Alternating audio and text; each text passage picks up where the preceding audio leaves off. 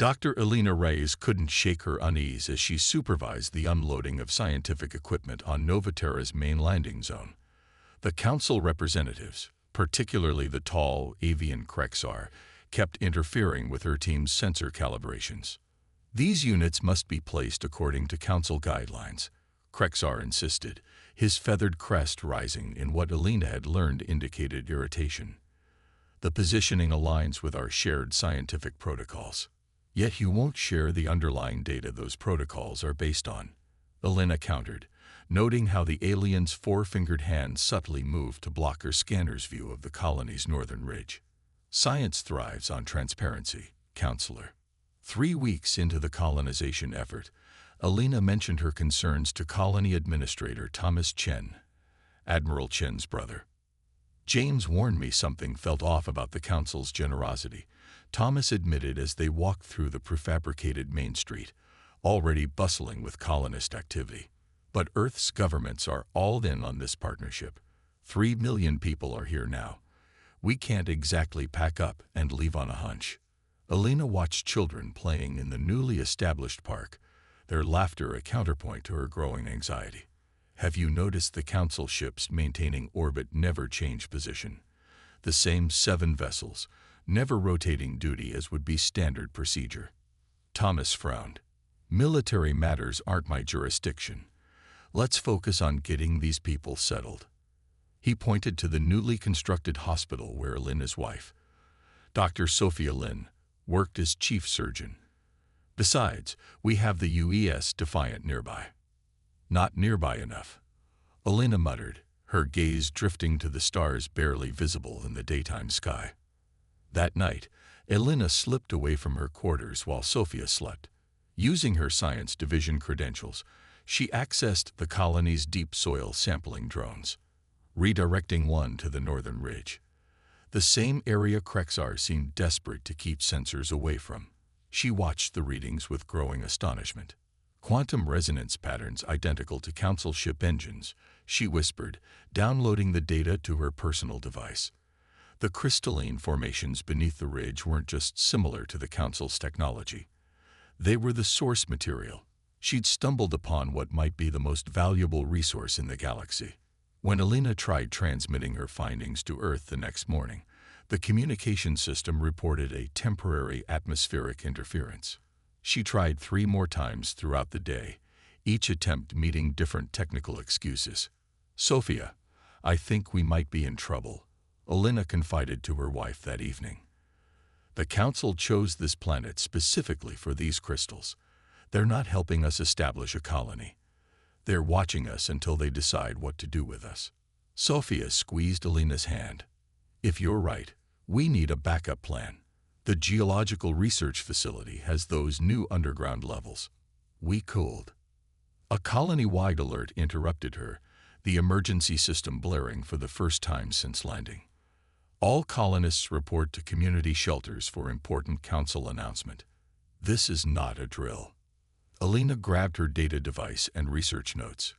Whatever happens, stay close to me. As they hurried toward the nearest shelter, Elena noticed the council ships changing formation for the first time since their arrival. The vessels were no longer in standard orbit. They were forming a perfect ring around the colony, weapon ports visible even from the ground. Sophia, run, Elena shouted, grabbing her wife's hand as they changed direction toward the underground research facility. Behind them, the first energy beams from orbit struck the colony's communication center, vaporizing it instantly. The massacre of Novaterra had begun. Admiral Chen gripped the command chair as the Defiant pushed its experimental engines beyond safety protocols. Warning lights flashed across the bridge as the structural integrity field struggled to compensate. Hull stress at 87% and climbing, reported Lieutenant Park, her fingers dancing across the engineering console. Sir, we're risking a core breach. Maintain course, Chen ordered, his eyes fixed on the tactical display showing Council warships encircling Novaterra. Engage stealth systems the moment we enter the outer system. The Defiant shuddered violently as it tore through space, the deck plates groaning under impossible stresses. Chen thought of his brother Thomas on the surface below, of the millions of colonists who had no idea what was coming. Receiving emergency broadcast from Novaterra, called Communications Officer Diaz, her voice breaking. Sir, it's screaming. Just screaming. Put it on speakers, Chen commanded, his face hardening. The bridge crew flinched as the horrific sounds filled the command deck. Record everything. Every frequency, every transmission. History will know what happened here. The Defiant dropped out of FTL at the edge of the Novaterra system, stealth systems engaging immediately. The massive council vessels towered over the colony, methodically firing energy weapons that carved molten trenches across the settlement. Buildings vaporized, atmosphere ignited, and the screams continued unabated. Multiple council communications detected. Diaz reported, tears streaming down her face as she worked. Translating now. Containment proceeding as scheduled, came the cold voice of a council commander. Ensure complete neutralization of human infestation. Crystalline deposits must remain intact. Chen's fists clenched white-knuckled. Tactical analysis. Can we engage? Weapons Officer Lieutenant Commander Rivera shook her head. 7 capital ships, sir. Even with our advanced systems, we wouldn't last 30 seconds. Then we find survivors, Chen said, rising from his chair. Sensor sweep. Look for underground structures, bunkers, anything that might have shielded colonists from the orbital bombardment. The bridge crew worked frantically as the massacre continued below. Minutes stretched into hours as the council ships systematically destroyed every trace of human presence on Novaterra.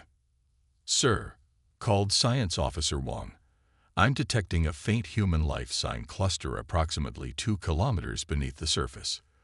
Looks like 38 distinct signatures in what appears to be a research facility. Can we get a transport lock through their jamming field? Chen asked. Wong's fingers flew across his console. Negative, sir, but there's a narrow ravine 2 kilometers east that might provide cover for a shuttle approach. Chen nodded grimly.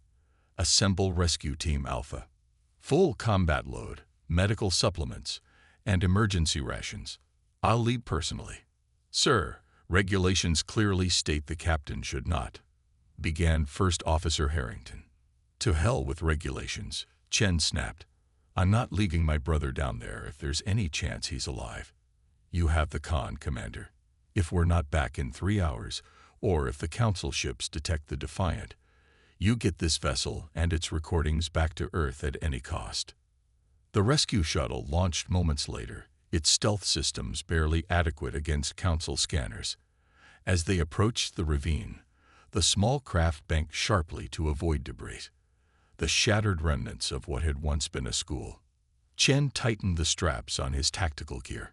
Chief Medical Officer Patel, prep emergency trades protocols. Lieutenant Rivera, security teams in assault formation the moment we land. He checked his sidearm, an experimental plasma pistol that might penetrate council battle armor. We move fast, we move quiet, and we bring our people home. The shuttle touched down amidst the apocalyptic landscape, steam rising from cooling pools of glass that had once been fertile soil. In the distance, council ground troops deployed from landing craft, methodically checking for survivors.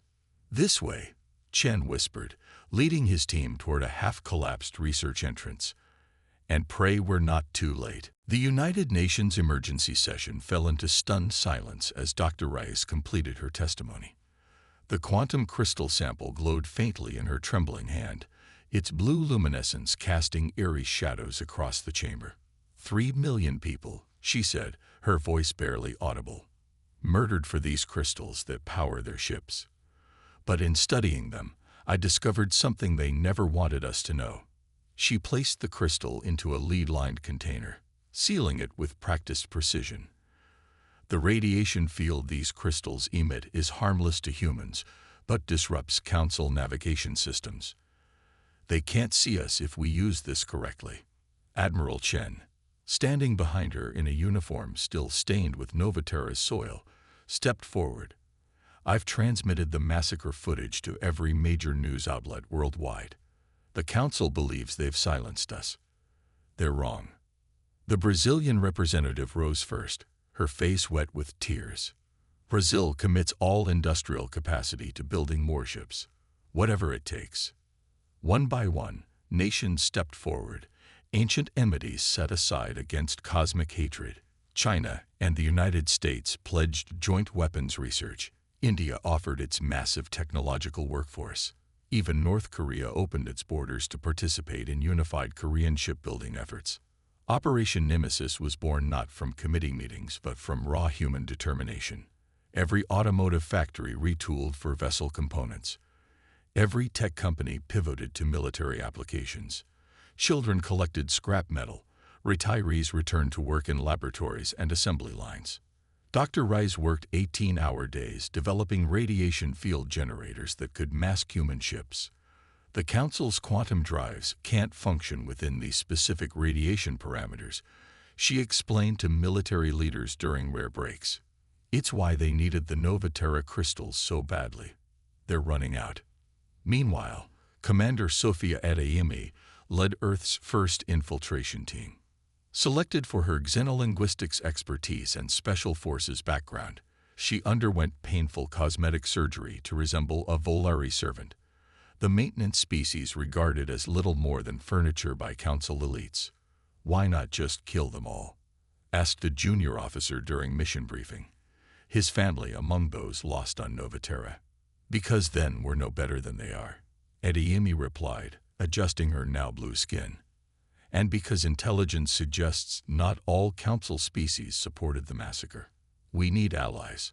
3 months later, Adeyemi's team infiltrated Nexus Station, a Council trading hub.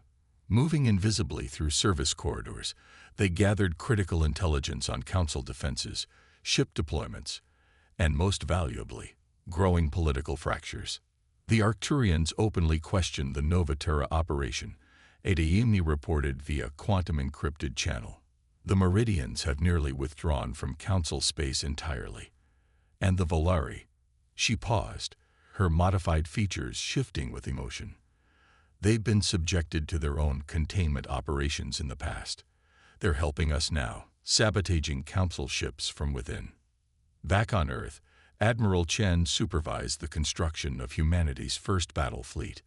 The UEA's Vengeance, a dreadnought 3 times the size of any previous human vessel, took shape in orbit, its massive frame assembled by workers who took no holidays, demanded no overtime, sought no recognition beyond contributing to humanity's survival. The Council believes us primitive, Chen told his newly formed command staff aboard the half-built bridge. They think we're cowering in our solar system, traumatized and broken. Their arrogance is our advantage. In bunkers beneath the Gobi Desert, scientists tested the first radiation field jump drives, allowing instantaneous travel to coordinates no Council ship could reach. In the Amazon basin, hidden factories produced powered armor designed to counter Saurian biological advantages. 18 months after the Novaterra massacre, humanity had transformed. No longer divided by borders or ideologies, Earth had become a planet with one purpose: justice. As the battle fleet neared completion, Dr. Rice addressed the United Nations once more. "We are ready," she said simply. High above, 300 warships moved into formation, their hulls inscribed with the names of Novaterra's dead. The hunt had begun. Captain Jackson Wei and his Marine squad crouched in the shadow of their stealth lander, watching Saurian security forces rush past in chaos. The massive defense hub loomed ahead, its scaled architecture mimicking the ridge-backed appearance of its creators. "Remember," Wei whispered through the squad's comm system, "precision targeting only. We disable their military capacity, not their civilian population." He checked his powered armor systems one final time, the exoskeleton humming with energy designed specifically to counter Saurian biological advantages. Lieutenant Diaz adjusted her plasma cutter. "So we're just supposed to forget what they did to Novaterra, to our families." Wade met her gaze through their helmet visors. "We remember every second of it. That's why we're better than them." He activated his tactical display, highlighting the facility's entry points. Team 1, Ventilation System. Team 2, Communications Array. Team 3, with me through the main security gate. The human squads moved with practiced precision, their radiation-shielded armor rendering them nearly invisible to Saurian sensors.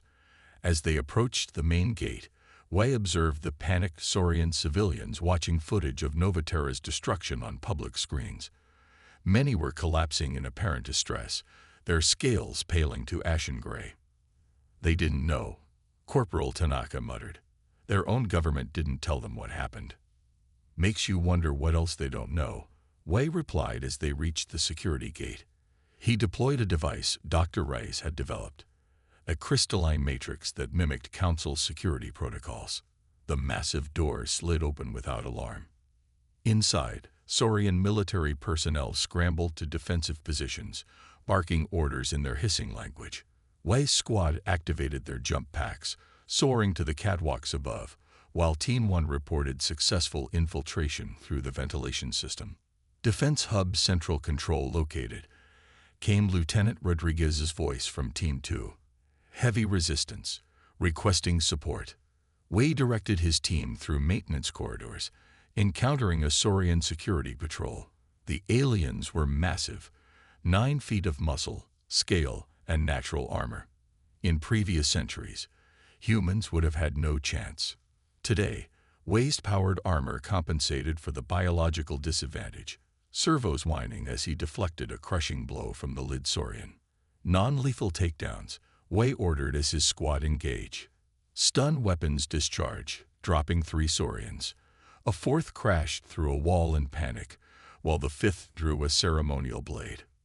For Vex Thor and Council's supremacy, the Saurian officer hissed, charging Wei. Wei sidestepped with enhanced speed, disarming the officer with a precision strike to nerve clusters beneath the scales. For Novaterra, he replied, applying a pressure point technique developed specifically for Saurian physiology. The massive alien collapsed unconscious. Meanwhile, aboard the UES Vengeance, Admiral Chen monitored the ground assault while coordinating the fleet's strategic positioning around key Saurian military installations. The bridge crew worked with silent efficiency, aware of the historic nature of humanity's first counterattack. "Sir," reported Communications Officer Hernandez, "we're receiving an encrypted transmission from an unknown source within the Saurian government complex." Chen frowned. "Security protocols." "That's just it, sir. It's using an Earth encryption standard, and," she hesitated, "it's addressed specifically to Dr. Reyes." On the planet's surface, Dr. Reyes had accompanied a specialized science team targeting the Saurian Central Data Repository. As Wei's Marines secured the defense hub, Reyes downloaded centuries of Council records, including evidence of previous containment operations against other species. Her data pad chimed with an incoming transmission, bypassing standard security. The message was simple. "The crystal mines of Volari 7. Come alone if you seek allies against Vex Thor. We have waited centuries for someone strong enough to break the chains." Reyes looked up from the pad to see her security detail engaged with Saurian defenders. Beyond them, through a massive viewport, she could see the human fleet in high orbit, a constellation of vengeance against the night sky. For the first time since Novaterra, she felt something beyond grief. Hope. Archon Illyra swept her tentacles in a gesture that silenced the council chamber. The Arcturian diplomat's bioluminescent patterns pulsed with barely contained fury as she addressed the assembled representatives. "For 7 centuries, I have served on this council. Never have I witnessed such dishonor," she said, her translator converting melodic tones into the common galactic language. "High Lord Vex Thor ordered the extermination of millions without full council approval, and now expresses shock that the humans responded with precision rather than barbarism." The chamber erupted again, various species taking sides. The crystalline Nefri representatives vibrated in agreement with Illyra, while the insectoid Seri clicked mandibles in obvious agitation. The Meridian delegation sat in silent telepathic communion, their pale eyes unblinking. Vengeful rose to his full height, 12 feet of scaled intimidation. The containment was necessary for galactic security. These humans appeared from nowhere, spread to a new world in months, and began excavations dangerously close to quantum crystal deposits. Their technological progression is unprecedented. As was their restraint, countered Illyra. Our observers report they disabled Saurian military installations without a single civilian casualty. Even their marine squads used non-lethal methods where possible. A secure communication interrupted the debate, displaying a live feed from the Council's primary shipyard. The assembled representatives watched in horror as human vessels materialized directly inside defensive perimeters.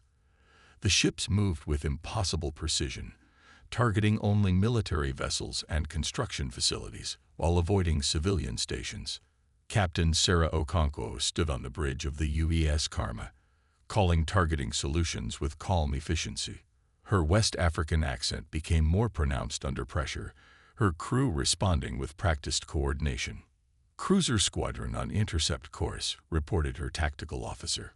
Okonkwo nodded. "Calculate jump coordinates to their projected position. Arm kinetic penetrators." She opened a channel to all human vessels. "Remember our objectives. Military targets only. We show them the difference between justice and vengeance."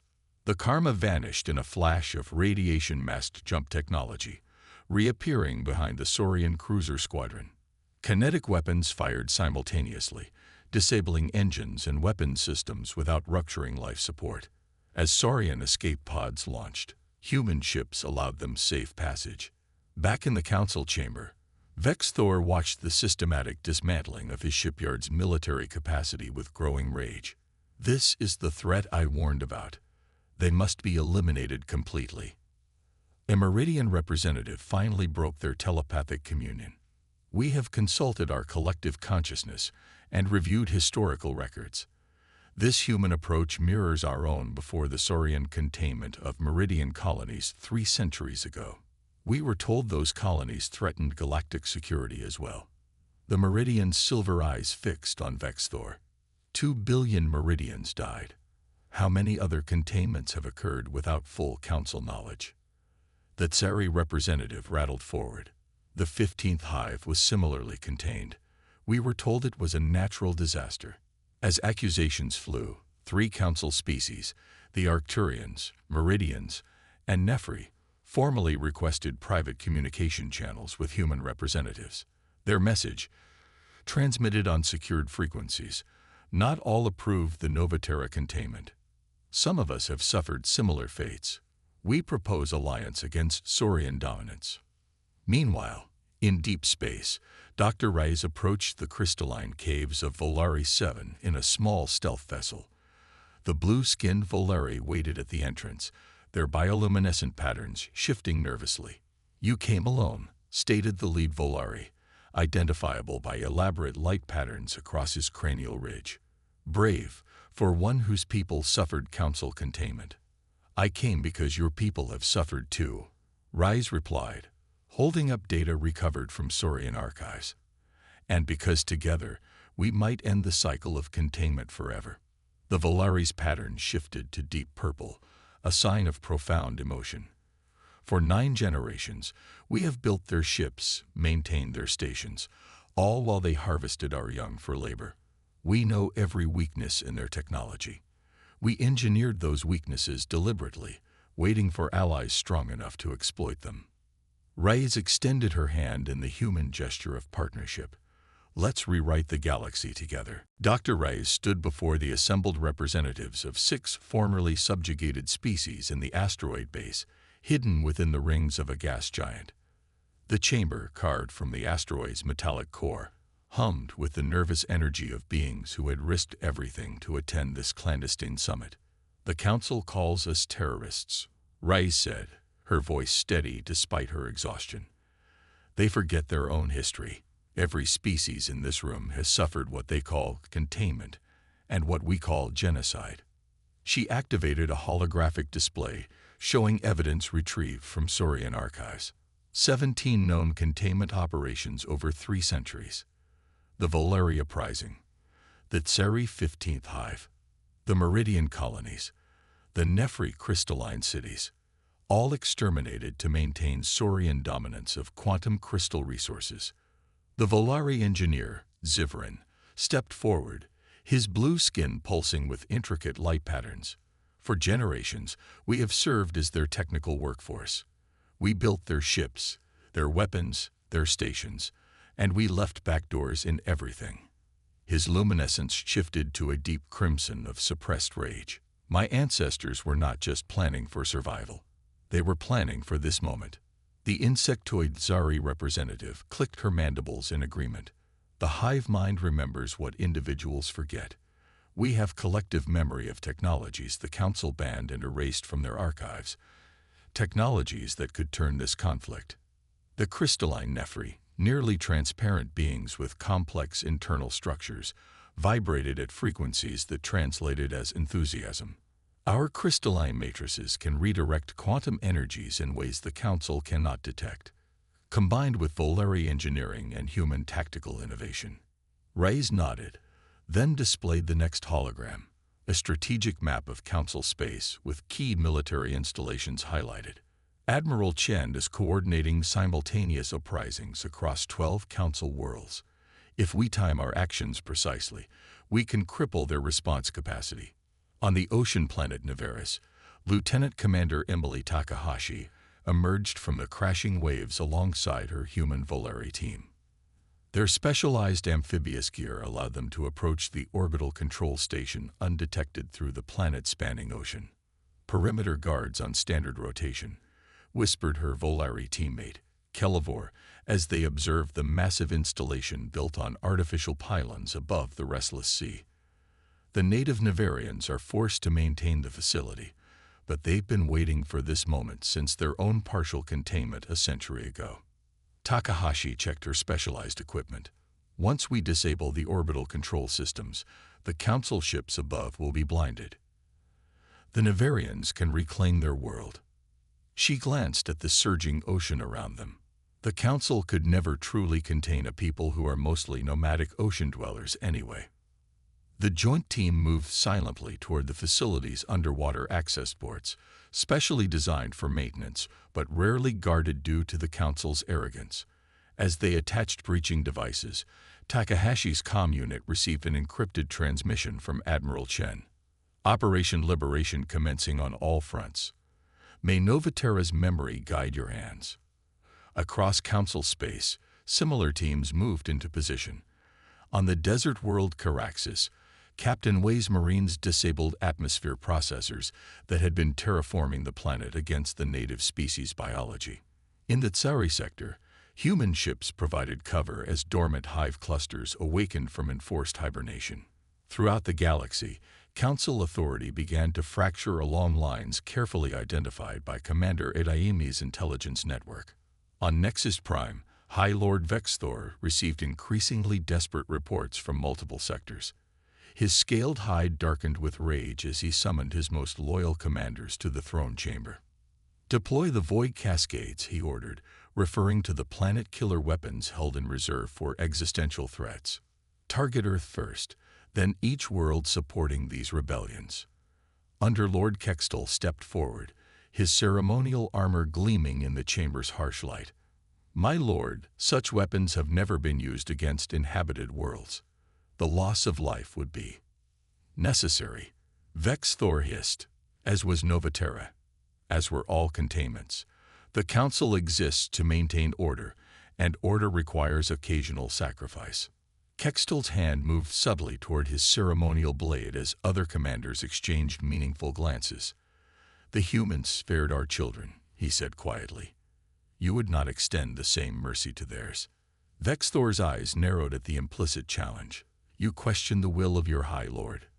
I question, Kextel replied, whether we have become what we once fought against. The combined human alliance fleet surrounded Nexus Prime, the artificial planetoid gleaming against the backdrop of space.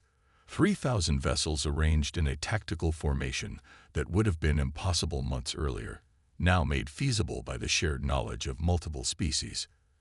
Admiral Chen stood on the bridge of the UES Vengeance, his uniform adorned with a single symbol, the outline of Novaterra. "Open a channel to all Nexus Prime frequencies," he ordered, his voice carrying the weight of 18 months of preparation. "Channel open, sir," responded Communications Officer Hernandez. Chen took a deep breath. "This is Admiral James Chen of the United Earth Fleet and the Alliance of Free Species. Our terms are non-negotiable.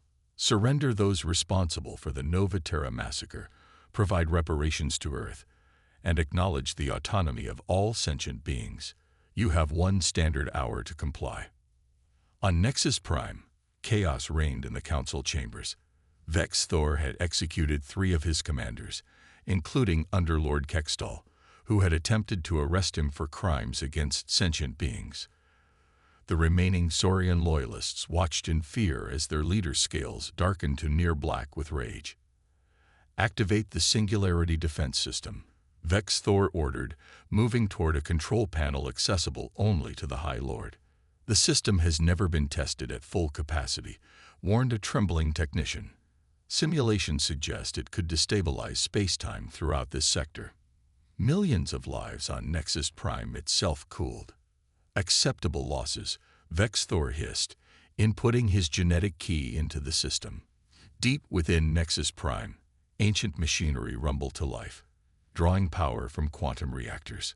Aboard the Defiant, Dr. Rice worked frantically with a team of Volari engineers, analyzing real-time data streaming from their sensors. "The power signatures are consistent with theoretical models of artificial singularity generation," she explained, her fingers flying across holographic displays. "They're creating a controlled black hole as a weapon." Admiral Chen's tactical display updated with the new threat assessment. "Can it be neutralized?" Rai shook her head. "Not from orbit. Someone would need to deliver a specialized disruptor directly to the containment field generator." She held up a device smaller than her palm. "This frequency modulator could destabilize their containment field, causing the singularity to collapse back in on itself instead of expanding outward." "Suicide mission," Chen stated, not as a question. "Almost certainly," Rice confirmed. Captain Sarah Okonkwo stepped forward from her position at Tactical. "The Karma is the fastest ship in the fleet with the most advanced stealth systems. I can get it done." Chen met her gaze. "You understand what you're volunteering for?" Okonkwo nodded solemnly. "Novaterra's children never got to finish their stories. If this is my last chapter, at least it means something." As Okonkwo departed for her ship, the space around Nexus Prime erupted into battle. Council loyalist vessels engaged the Alliance fleet, while ships from species that had defected from the Council fought alongside the humans. Energy weapons tore through space, kinetic projectiles shattered hulls, and fighters engaged in desperate close-range combat. Lieutenant Raj Patil piloted his damaged fighter directly through the Council flagship's engine exhaust, deploying specialized disruptors before his ship disintegrated. "For Earth," were his final words as his targeting solution guaranteed the flagship's immobilization. Meanwhile, Captain Okonkwo's ship plunged toward the artificial singularity taking form at the heart of Nexus Prime. Council point defense systems tracked her approach, energy beams slicing through space around her vessel. "Just like threading a needle," she muttered, her hand steady on the controls as she executed impossible maneuvers through the defensive grid. Warning alarms blared as the ship's hull temperature soared from near misses. The singularity grew visible to the naked eye, a distortion of light and space that threatened to consume everything in its path. Okonkwo's navigation computer failed as gravitational forces exceeded its operational parameters. Switching to manual control, she announced to her small volunteer crew, "Prepare the disruptor for launch on my mark." Her ship shuddered violently as it approached the containment field, systems failing one by one. Through the viewport, she could see the swirling darkness of artificial oblivion. And beyond it, the containment generators. "For Novaterra," Okonkwo whispered, engaging the final approach vector. With precision born from thousands of simulations, she launched the disruptor directly into the heart of the containment field before engaging emergency extraction protocols. Behind her, the fabric of space-time trembled as the Singularity weapon's destiny hung in the balance. The Singularity weapon collapsed with a silent flash that momentarily outshone the nearby star. Gravitational waves rippled outward, disrupting sensors across the battlefield as half of Nexus Prime crumbled into the void. Against all odds, emergency transponders detected Captain Okonkwo's life signs as her vessel, heavily damaged but intact, drifted clear of the destruction. "Get her out of there," Admiral Chen ordered, dispatching rescue shuttles even as the battle continued around them. Victory seemed within reach as Council forces, witnessing the destruction of their ultimate weapon, began to surrender or retreat. Deep within the remains of Nexus Prime, Vengeful and his loyalists boarded a cloaked escape craft. "We will rebuild elsewhere," the High Lord hissed to his remaining commanders. "The Saurian Empire predates the Council. We will reclaim our dominance." Their vessels slipped away from the devastation, cloaking technology masking their heat signature and reflective profile. What the Saurian technology couldn't hide, however, was the radiation signature that human sensors had been specifically calibrated to detect. "Target acquired," reported the tactical officer aboard the UES Defiant. Cloaked vessel departing Nexus Prime, carrying Saurian genetic signatures matching High Lord Vengeful and top military commanders. Chen hesitated only briefly before giving the order. "Intercept and disable. I want them alive to stand trial." The tyrant expected immediate execution upon capture, but was instead placed in custody under Joint Human Alliance Guard. "You should kill me now," Vengeful taunted as Chen personally supervised his transfer to a secure facility. "My death would rally the remaining Saurians to avenge me." "Justice isn't about vengeance," Chen replied calmly. "It's about accountability. You'll stand trial before representatives of every species affected by your containments.